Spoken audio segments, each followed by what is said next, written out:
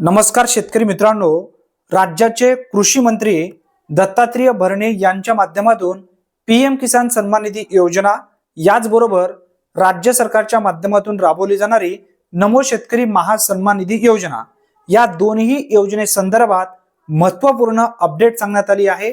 व्यवस्थित माहिती आपण या व्हिडिओच्या माध्यमातून समजून घेणार आहोत। जर या दोन्ही योजनेमध्ये जे लाभार्थी पात्र होतील अशा लाभार्थ्यांना नक्की 4,000 रुपये त्यांच्या बँक खात्यामध्ये जमा होणार आहे। या संदर्भातील डिटेल्स माहिती आपण व्यवस्थित समजून घेण्याचा प्रयत्न करूया।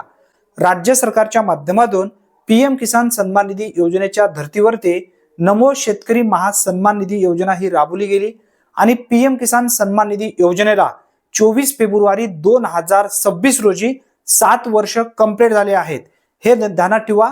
याचबरोबर राज्य सरकारच्या माध्यमातून पीएम किसान सन्मान निधी योजनेच्या धर्तीवरती राबवली जाणारी नमो शेतकरी महासन्मान निधी योजनेमध्ये जवळपास आतापर्यंत 39,309 कोटी रुपये महाराष्ट्रातील शेतकऱ्यांना 21व्या हप्त्यापर्यंत मिळालेले आहे।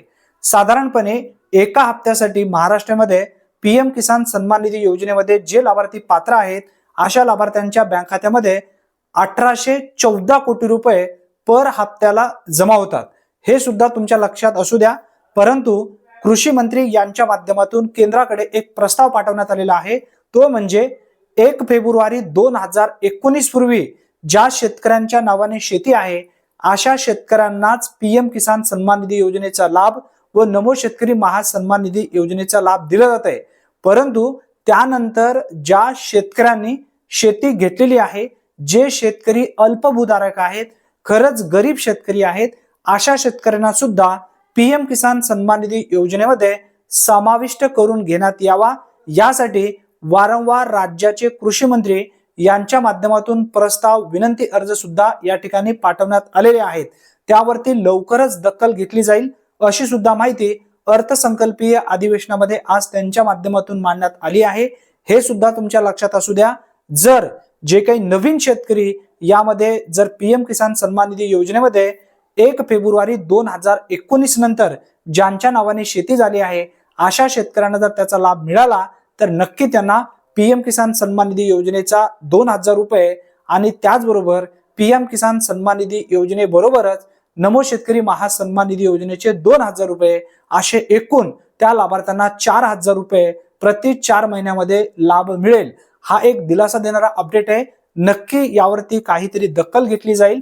साधारणपणे जर आपण पाहायला गेला तर महाराष्ट्रामध्ये जे शेतकरी पात्र आहेत अशा शेतकऱ्यांना पीएम किसान सन्मान निधी योजनेचा तर लाभ मिळणारच आहे, परंतु त्याचबरोबर नमो शेतकरी महासन्मान निधी योजनेचा सुद्धा लाभ मिळणार आहे।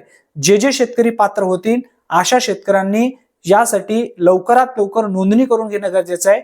जर तुम्ही नोंदणी केली असेल 2019 नंतर म्हणजेच 1 फेब्रुवारी 2019 नंतर जरी तुम्ही शेती घेतली असेल तर तुम्ही अर्ज सध्या तरी करायला पाहिजे। यावरती काहीतरी नक्की तोडगा निघेल आणि त्या शेतकऱ्यांना सुद्धा नक्की लवकरच लाभ मिळू शकेल। परंतु ज्या शेतकऱ्यांचा मृत्यू झालेला होता त्यानंतर त्यांच्या वारसा हक्काप्रमाणे जी जमीन त्यांच्या नावावरती आली होती अशा शेतकऱ्यांना लाभ दिला जात आहे, परंतु नवीन शेतकऱ्यांना यामध्ये लाभ मिळावा यासाठी हे प्रस्ताव वारंवार राज्य सरकारच्या माध्यमातून केंद्राकडे पाठवले जात आहेत।